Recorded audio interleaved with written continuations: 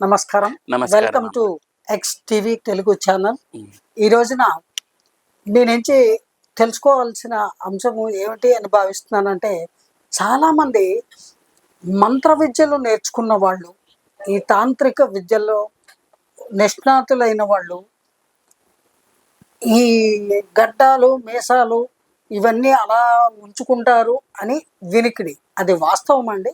అది అవసరమా? అవునండి. కొన్ని రకాలుగా తంత్ర విద్యల్లో ఉమ్, కొన్ని ఉపాసనలు చేసేవాళ్ళు ఉమ్, ఆ గడ్డాన్ని అలాగే పెట్టేస్తారు. ఉమ్, ఎందుకు అంటే అది తీస్తే వాళ్ళ ఎనర్జీ వెళ్ళిపోతుంది. ఉమ్, అందుకని నాకు ఈ డౌట్ ఉండే ఉమ్, ఫస్ట్ లో, వీళ్ళు ఎందుకు ఇంత షో ఆఫ్ చేస్తారు ఇట్లా గడ్డం పెంచుకొని, ఇదంతా నేను కూడా అనుకుంటూ ఉంటే. ఉమ్, బట్ ఆ దాంట్లో ఆ ఎనర్జీ ఉంటుంది, ఆ రకమైన పవర్ అనేది దాంట్లో నిక్షిప్తమై ఉంటుందని. ఉమ్. అందుకే వాళ్ళ గడ్డాలు మనకు ఋషులు కూడా అట్లాగే అవును. పెట్టుకుంటారు కదా. అవును. అందుకనే నేను వాళ్ళది. ఇందాక గత ఎపిసోడ్లలో ఒక ఎపిసోడ్ ఈశ్వరుడు తన యొక్క జటాజుట. జటాజూట నుంచి ఒక ఇది ఉమ్, తీసివేయగానే అవును అందులోంచి మహాశక్తి ఉద్భవించింది అని అవును చెప్పారు కదా. అవును. అంటే అంతటి శక్తి ఈ లోపల నుంచి పుట్టే ఈ ఈ కేశాలకు రోమాలకు కూడా ఉంటుంది. కేశాలకు ఉంటుంది. అదే నాకు తర్వాత తెలిసింది. ఉమ్.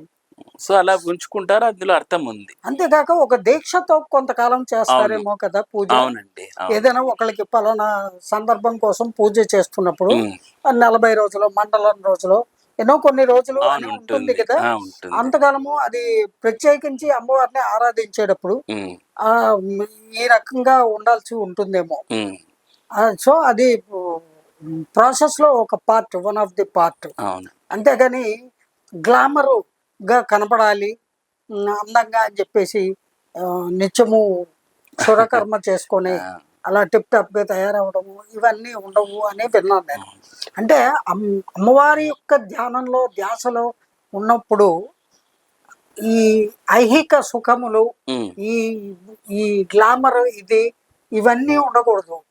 తను వెళ్ళా కూడా అమ్మవారే అమ్మవారిని ఆవాహన చేసుకునే చేసుకుంటూ. ప్రక్రియలోనే ఉండాలి. అవును. మాంత్రిక తాంత్రిక ఆ, మార్గంలో ఈ నడిచేటువంటి మార్గం వాళ్ళే కాదు, కాకపోయినా మనము భక్తి మార్గంలో ఉండే భక్తి ఎవరైనా మార్గంలో కూడా. ఉన్నప్పుడు ఎవరైనా ఉమ్, కానీ ఇలా ఉంటేనే ఉమ్. మనకు ఆ శక్తి అనేది బాగా ఇదవుతుందండి. అనే ఉద్దేశంతో అవి మెయింటైన్ చేస్తారు. అవును. ఉమ్, ఎందుకంటే కొందరు భయపడతారు. ఉమ్, అలాగే ఆ, మాలలు కూడా పెద్ద పెద్ద రంగురంగుల పూసల మాలలు, రుద్రాక్షలు, రకరకాలు వేసుకుంటారు, భస్మం అంతా పూసుకుంటారు. ఉమ్. ఇవన్నీ కూడా ఇందులో భాగమేనండి. అవునండి, అంతే కదా. ఇప్పుడు భస్మధారణ ఎందుకు చేస్తాము? ఉమ్, మన యొక్క సంచిత కర్మను తొలగించుకోవడానికి ముఖ్యంగా భస్మధారణ అనేది చేస్తూ ఉంటాం. ఉమ్, సో ఇప్పుడు మీరు అన్నారు ఇట్లాంటి మాలలు ఇవన్నీ. ఉమ్, ఈ మాలలు అనేటివి ఎట్లుంటాయంటే కొన్ని లక్షలు కోట్లు జపం చేసింటారు ఆ మాలలతోటి. ఉమ్. అవి వాళ్ళు ధరిస్తారు. ఏదో ఆ ఇప్పుడు ఎనర్జీ ఆ వాళ్ళలో ఎనర్జీ ఉండడానికి. అలాగే ఉండాలని చెప్పేసి ఆ మాలలు అలా ధరిస్తారు. ఉమ్, ప్రతిదానికి కూడాను ఒక అర్థం ఉంటుంది. కొంతమంది కంప్లీట్ గా నల్లటి వస్త్రాలే కడతారు ఆ ఉమ్, కాల శక్తిని ఉమ్, వాళ్ళు ఇది చేసుకోవడానికి. ఉమ్. సో ప్రతిదానికి ఒక అర్థం అనేది ఉంటుంది. సో తాంత్రిక డ్రెస్ కోడ్ ఆ మెయింటైన్ చేయడం కూడా రీజన్ అది. తాంత్రిక వేషధారణలో ఒక ఉమ్. అర్థం అనేది ఉంటుంది పక్కాగా. ఉమ్, ఈ ప్రశ్న ఎందుకు అడిగానంటే, ఉమ్, చాలా మంది మహామేధావులైన వాళ్ళు ఉంటారు కదా ఉమ్, ప్రపంచంలో, ఉమ్, ప్రజానీకము, వాళ్ళ డౌట్గా క్లారిఫై చేయడం కోసం అడిగాను. ఉమ్, ఎందుకంటే వాళ్ళు విమర్శలు ఎక్కువ గుప్పిస్తూ ఉంటారు. ఉమ్. ఆ ఇంతంత రుద్రాక్షలు వేసుకున్నారు, ఇక్కడి నుంచి ఇక్కడికి బొట్లు పెట్టారు, ఉమ్, ఎంత భస్మం పూసుకున్నారు, ఉమ్, ఇలాగ క్రిటిసైజ్ చేసేవాళ్ళు ఉమ్. 98% ఉన్నారు సమాజంలో. అవునండి. వాళ్ళకి behind this what is the reason అనేది దే షుడ్ నో, అవును. That to from you. అందుకని మీ చేత అవునులేండి. చెప్పించాలనే ఉద్దేశంతో ఉంటుందండి, ప్రతి అడిగా. దానికి ఒక అర్థం నాకు అనేది తెలుసు, ఉంటుంది. బట్ అంతేలేండి. జనానికి ఉమ్, తెలియజెప్పడం కోసము. అవునండి. అలాగే మరొక ముఖ్య విషయం, ఎవరైతే ఈ తాంత్రిక ప్రక్రియని ఫాలో అవుతూ ఉండే గురువులు ఉంటారో వాళ్ళు ఆ ఒక అసైన్మెంట్ తీసుకున్నారనుకోండి, మీరు ఒక బాధితుడి తాలూకు బాధని తొలగించడానికో, లేదా వాళ్ళ సమస్యని పరిష్కరించడానికో, లేదా వాళ్ళ కోరికని నెరవేర్చడానికో ఒక పూజ చేయడానికి మీరు ఒప్పుకున్నారు. ఉమ్. ఆ ఒప్పుకున్నప్పుడు మీరు మాత్రమే పాటిస్తే చాలా నియమ నిబంధనలు, లేదా వాళ్ళు కూడా కొన్ని పాటించవలసినవి ఉంటాయా? పూజ విధి విధానం అప్పుడు మటుకు ఆ రోజు చెప్తానండి, ఇలా ఉండండి అని చెప్తాను. ఉమ్, తర్వాత అయితే నేను వాళ్ళకి ప్రత్యేకంగా, ఎందుకంటే వాళ్ళేం సాధకులు కాదు. అవును. జస్ట్ అంటే వాళ్ళేదో ఆ కోరికలు నెరవేర్చుకోవడానికి అమ్మవారి దగ్గరకు వచ్చిన వాళ్ళే తప్పితే ఉమ్, వాళ్ళు సాధకులు కాదు. అవును. సాధకులుగా ఉన్నప్పుడు మనకు తెలుసు ఓకే మనం ఎట్లాంటి రూల్స్ పాటించాలి. కాబట్టి నేను ఎప్పుడు వాళ్ళ మీద ఇంప్లిమెంట్ చేయను. ఒకవేళ వస్తే ఆ పూజ ఉన్నంతసేపు ఇలా ఉండండి అని చెప్తాను. ఉమ్, తర్వాత మీకేం నియమాలు ఏం లేవు. ఒకవేళ అంత ప్రత్యేకమైన నియమాలు ఉంటే నేను ముందే చెప్తానమ్మా ఇన్ని రోజులు ఇట్లా ఉండాలి అని చెప్పేస్తాను. ఉమ్. తర్వాత ఇంకొక చిన్న అంశము, ఇప్పుడు మామూలుగా సాత్విక పూజలు చేసే పురోహితులు కానీ పండితులు కానీ పద్ధతిలో ఉండే ఆగమ శాస్త్రాన్ని అనుసరించే వాళ్ళు మహానుభావులు కొంతమంది ఉంటారు కదా, వాళ్ళందరూ ఆ, వాళ్ళ సాత్విక పద్ధతిలో వాళ్ళు దేవి దేవత ఆరాధనలు చేస్తూ ఉంటారు, పూజలు పునస్కారాలు కార్యక్రమాలు అనేకం జరిపిస్తూ ఉంటారు. ఉమ్, వాళ్ళందరూ ఎక్కువగా ఉపవాస దీక్షను పొందుతారు ఉమ్, నాకు తెలిసి. అవును. ఉపవాస దీక్షలో ఉండి వాళ్ళు ఈ కార్యక్రమాల్ని చేస్తూ ఉంటారు. ఉమ్.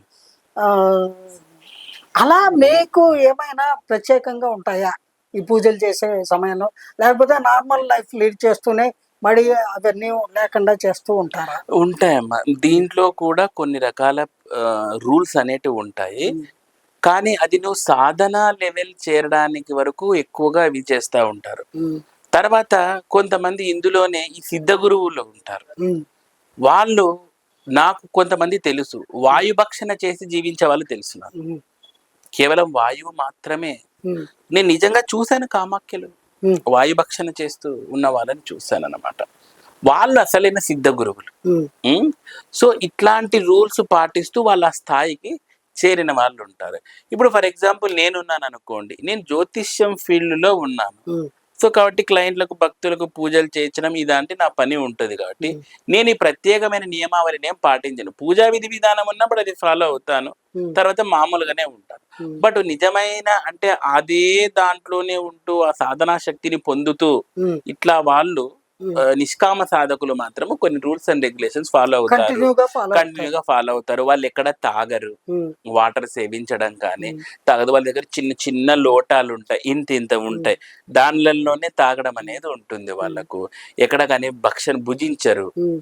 వాళ్ళే ప్రిపేర్ చేసుకుంటారు. ఇలాంటి కొన్ని రూల్స్ ఉంటాయి వాళ్ళకు కూడా. ఇప్పుడు మీరు ఇలా అన్నాక నాకు ఒక సిద్ధ గురువు గారు అని చెప్పబడిన ఒక వ్యక్తి అన్న ఒక మాట గుర్తొచ్చింది. చెప్పండి. అది క్లారిఫై చేసుకోవడానికి అడుగుతా. అడగండి. ఆయన మీరు ఎవరిళ్ళకి వెళ్ళినా ఎక్కడికి వెళ్ళినా ఎవరు ఏం పెట్టినా తినకండి, ఏం కలుపుతారో ఉమ్, ఏమైపోతారో మీరు అని ఆయన అన్న మాటలు విన్నానండి ఈ మధ్య యూట్యూబ్ ఛానల్లో, వారి ఛానల్లోనే మాట్లాడితే విన్నాను. ఉమ్. అది వాస్తవమా? భయపడాలా అలాగా? ఎందుకు కలుపుతారండి? ఎవరు ఎందుకు కలుపుతారు? ఆ, అలా ఏం ఉండదు. మాటలు ఫాలో అయితే భయపడటమే కదా, అంతే కదండి. జనాన్ని ఇప్పుడు నేను భయపెట్టడమే కదా. నేను ఇక్కడికి వచ్చాను, మీరు నాకు నీళ్ళు ఇస్తారు, ఉమ్. ఆ నీళ్లు కూడా తాగద్దు అంటే నేను ఏం తాగాలి? దాహం వేసింది. అని మీ నీళ్ళు మీరు తెచ్చుకొని తిరుగుతూ ఉండాలి. ఇప్పుడు వారు చెప్పిన దాని ప్రకారం అంతే కదా. అవునులేండి, మీ అంతే.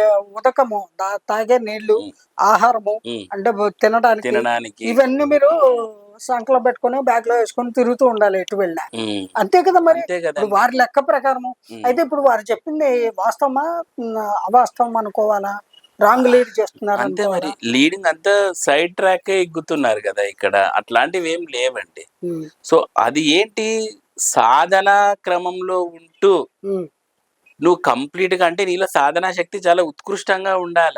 ఉమ్, అప్పుడు ఇలాంటివి ఉంటాయి తప్పితే ఉమ్. ఇది అంటే వాళ్ళు ఏ మార్గంలో ఉన్నారు అనేది ఎట్లా? అంటే ఆయన సిద్ధ గురువు అండి. ఇది సిద్ధ గురువు కాన్సెప్ట్ నాకు అర్థం అవ్వట్లేదండి ఆ, అసలుకి. అసలు సిద్ధ ఏంటి? గురువు అంటే ఏంటి అనేది కూడా నాకున్న అవగాహన వేరు. ఆ, మీ భావన ఏంటి, మీరు ఏమనుకుంటున్నారు? సిద్ధ గురువు అంటే చూడండి, ఎవరిని సిద్ధ గురువు అనొచ్చు? సిద్ధ గురువులు అంటే ఏంటంటే మనకు అష్ట సిద్ధులు ఉన్నాయి. ఉమ్, మీకు తెలుసు అనిమ లగిమ ఉమ్, ఇవన్నీ గరిమ ప్రాప్తి ఇవన్నీ ఉన్నాయి కదా. సో ఇట్లాంటి సిద్ధులు మీరు పొంది ఉండగలగాలి. ఉమ్, అది కూడా గురువు యొక్క కృపచేత పొంది ఉమ్, మీరు ఇవన్నీ ప్రకటితం కాకోకుండా, జస్ట్ లైక్ హనుమంతుల వారు ఎట్లా ప్రకటితం కాలేదు చూడండి, అవును. అలా ప్రకటితం కాకోకుండా నువ్వు సెల్ఫ్ డబ్బాలు కొట్టుకోకుండా ఉమ్, ఉంటూ ఉమ్, గురు శుశ్రూష చేసినప్పుడు ఉమ్, ఆ గురువు నీకు ఏదో ఒక రోజు ఏ పుణ్యతిథి రోజో ఏ కొండ గుహలోనో ఎక్కడో నీకు మంత్రోపదేశం చేస్తే సిద్ధులు ప్రసాదం అవుతాయి. ఇది సిద్ధశక్తులు. ఈ అష్టసిద్ధులతో పాటు ఈ సిద్ధశక్తులు తెలుసు. దీంట్లో మనకు పరుసవేది కూడా ఉంటుంది సిద్ధశక్తిలో. అంటే we can create the gold. పరుసవేది ఇట్లాంటి సిద్ధ విద్యలు కూడా ఉంటాయి దాంట్లో. బంగారాన్ని క్రియేట్ చేయడము, ఒక వస్తువుని ఇలా టచ్ చేసి అది రాగిగా మారిపోయేలాగా చేయడము, భయంకరమైన అదే కదండి సిద్ధహస్తులు అంటాం కదా.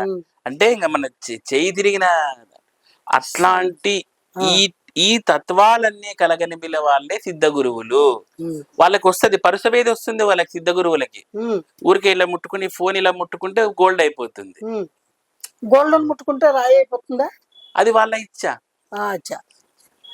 వాళ్ళు అనుకోవాలి అంతే. పరుసవేది అనేది వాళ్ళ దగ్గర లిక్విడ్ అవన్నీ కూడాను ఉంటదంట. ఏదో సమ్ కెమికల్ కాంపోజిషన్. ఇప్పుడు అంతెందుకు అమ్మా, మనము కుర్తాలం పీఠంలో మౌనస్వామి అనే ఒక ఆయన ఉండేవారు. బ్రిటిషర్స్ కి నీకు ఏం కావాలి చెప్పు, నువ్వు ఏదో మిరాకిల్స్ చేస్తావు కదా, ఏదో చూయించంటే ఇలా ఇసుక తీసి ఇలా అన్నాడంట, బంగారం వచ్చిందంట. ఇంతకు మించి వాళ్ళు ఏమి ఇస్తారు మీరు నాకు గిఫ్ట్ అని ఆయన మౌనంగా వెళ్ళిపోయాడు. అట్లాంటి వాళ్ళు సిద్ధ గురువులు. ఇది ఏంది సిద్ధ గురువు? ఇక్కడ ఒక క్వశ్చన్, ఈ సిద్ధ గురువుల స్థానాన్ని చేరుకోవడమే చాలా కష్టతరమైన అంశము అని చెప్పారు. ఆ స్థాయికి చేరుకున్న వ్యక్తులు వారికి లభించినటువంటి సిద్ధుల్ని సమాజ హితవు కోరి, శ్రేయస్సు కోరి, సంఘ హితవు కోరి ప్రయోగించాలి, వాళ్ళకి వినియోగించాలి. కానీ స్వార్థ స్వప్రయోజనాల కోసం వినియోగించుకోవచ్చండి, తప్పేం లేదా? తప్పే కదండి అది. వాళ్ళు అవన్నీ అంత త్యజించడం ఎందుకు? మానవాళి శ్రేయస్సు కోసమే కదా. ఈవెన్ వాళ్ళు అస్కలిత బ్రహ్మచారులుగా కూడా ఉంటారు. కానీ ఇక్కడ సిద్ధ గురువు గారు సంసారులు, కామి కాని వాడు మోక్షగామి కాదండి. అందుకని ఆయన గృహస్థుగా ఉండే ఇవన్నీ చేస్తున్నారు. అయితే ఇవన్నీ డౌట్లు నా ఒక్కదానే కాదు, చాలా మంది డౌట్లు వారి తరఫున నేను అడుగుతున్నాను అనుకోండి.